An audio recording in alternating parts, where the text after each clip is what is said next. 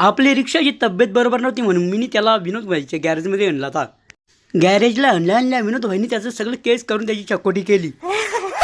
आता त्याला नवीन केसारोपण करायचं आहे, म्हणजे आपला उड टाकायचा उड. भिवंडीचा 1 नंबरचा मेहनती माणूस म्हणजे विनोद भाई ना. 1 नंबरचा आळशी माणूस तुमच्या समोर उभा आहे. पत्र्याचं 2-3 ऑपरेशन करून विनोद भाईनी पुढच्या इलाजासाठी माझी गाडी दीपूबाईची मोठी दवाखाने पाठवली.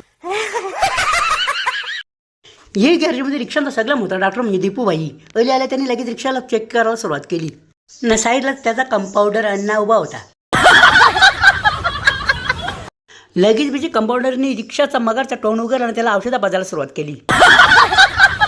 रिक्षाचा टोन कावा पण मागेच असते ना. आपले मागे कास या माहितीच तुम्हाला. नाही रिक्षाचे पाला काहीतरी दुखापत होतं म्हणून त्यांनी एक तंगरी वरती केली. नाही सगळे रिक्षाचे डॉक्टर. तुम्हाला ही जर व्हिडिओ आवडली असेल तर लाईक करा, शेअर करा, कमेंट करा. धन्यवाद.